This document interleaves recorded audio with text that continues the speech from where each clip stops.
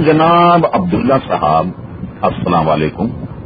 یا فرمانے کا شکریہ. نمائندہ طیبہ بلوکین گئے کوئی ایک طیبہ کو رسالہ یا اخبار ہے جس سے آپ منسلک. آپ نے بجائے سوال کرنے کے خود ہی فتویٰ داغ دیا اور آپ نے ارشاد فرمایا کہ عرس منانا شرک اکبر. حضور صلی اللہ علیہ وسلم نے مزار بنانے سے منع فرمایا. دو باتیں آپ نے ارشاد فرمائی. اس کا مطلب یہ ہے کہ شرک اکبر جو ہے عرس منانا ہوا. اللہ تبارک و تعالیٰ کی ذات میں کسی کو شریک ٹھہرانا گویا آپ کے نزدیک شرک اصغر ہے، یعنی وہ چھوٹا شرک ہے. اللہ تبارک و تعالیٰ کی ذات میں کسی کو شریک ٹھہرانا اور عرس منانا جو ہے وہ شرک اکبر. اب عبداللہ صاحب مجھے حیرت ہے کہ اتنی غیر محتاط زبان آپ نے استعمال کی اور جتنے عرس منانے والے لوگ ہیں گویا ان سب کو آپ نے مشرک قرار دے دیا.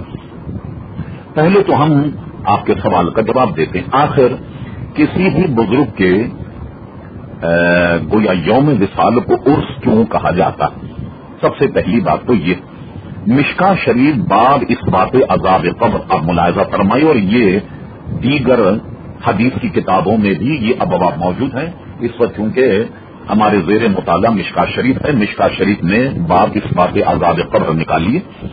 اس میں یہ حدیث آپ کو ملے گی کہ جب میت کو قبر میں اتارا جاتا ہے، دفن کر کے اس کے اعضاء جب چلے جاتے تو میت سے 3 سوال کیے جاتے اور یہ بھی حدیث میں موجود. فرمایا جائے گا من ربوں کا، تیرا رب کون؟ وہ کہے گا ربی اللہ. پھر پوچھا جائے گا ماں دینوں کا، تیرا دین کیا؟ وہ کہے گا دین الاسلام. تیسرا سوال اس سے یہ ہوگا کہ قبر میں جناب نبی کریم صلی اللہ علیہ وسلم کو یا جلوہ گر ہوں گے اور قبر والے سے وہ فرشتے پوچھیں گے ماں کنتا تقول فی حق حاضر رجل، اے قبر والے یہ بتائی اس مرد کے بارے میں تیرا کیا خیال؟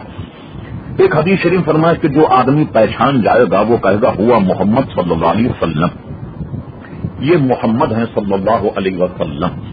تو اب فرشتہ اس سے یہ کہے گا نم کنو موتی عروس، اے قبر والے اب تو ایسے سو جا جیسے دلہن سوتی ہے. چونکہ یہ قبر والا یعنی ظاہر ہے کہ کوئی بزرگ جو حضور کو پہچان جائے اور فرشتوں کا یہ کہنا کہ نم کنو مطیل عروس تو ایسے سو جا جیسے دلہن سوتی ہے، اس لیے بزرگان دین کے یوم وصال کو عرس کہا جاتا ہے. دوسری بات آپ کے ذہن میں یہ رہے کہ ہم اہل سنت و جماعت جب آراس کا انعقاد کرتے کسی بزرگ کے عرس وغیرہ کا تو ہماری مراد اس میں ہوتی کیا؟ کبھی آپ نے جاننے کی کوشش کی؟ بھئی اس میں قرآن خوانی ہوتی ہے، کھانا پکایا جاتا ہے اور گویا جو شرکا ہیں ان کے سامنے صاحب عرس جو ہیں ان کے فضائل بیان کیے جاتے ہیں، ان کی زندگی بیان کی جاتی، لوگوں کو اللہ اور اس کے رسول کی اطاعت کی دعوت دی جاتی ہے اور اس کے بعد تمام شرکا محفل کو وہ کھانا کھلا دیا جاتا ہے.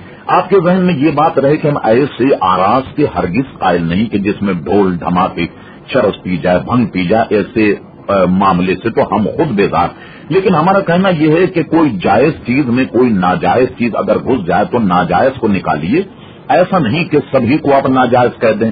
مثال کے طور پر اگر ہوائی جہاز کے حادثے اگر رونما ہوتے ہوں تو کیا ہوائی جہاز میں سفر کرنے کو منع کر دیا جائے گا؟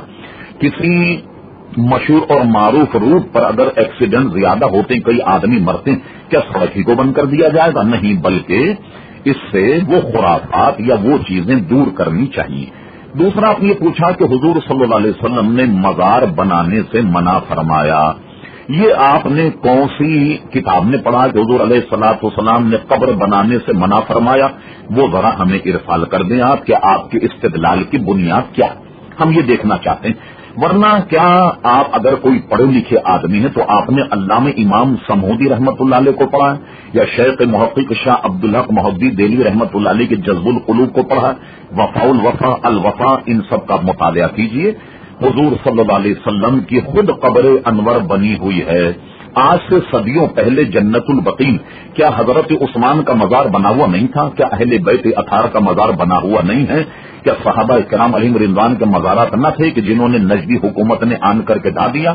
ہمارا اس میں مسلک یہ ہے کہ بزرگان دین سے اقتصاد فیض کرنے کے لیے ان کی قبور اور ان کے مزارات کا باقی رہنا جو ہے ہمارے نزدیک مستحب ہے. اس لیے ہم ان کے مزار شریف پر جو ہے وہ قبا یا ان کی مزار شریف پختہ کرتے ہیں تاکہ لوگ اقتصاد فیض کریں. اور رہا یہ کہ لفظ عرس، اس کو اگر آپ مشرکانہ رسم کہہ رہے ہیں تو آئیے علماء وہابیہ علماء دیوبند کے پیر و مرشد حاجی امداد اللہ صاحب، ان کی کتاب آپ فیصلہ ہفت مسئلہ آپ ملاحظہ فرمائیے، انہوں نے عرس کے جواز کا بھی فتویٰ دیا۔ تو کیا اپنے علماء دیوبند کے بہت بڑے پیر و مرشد حاجی امداد اللہ صاحب پر بھی کیا جناب کا فتویٰ یہی ہے جو فتویٰ آپ نے ہمیں داغا ہے؟ ذرا سوچیے۔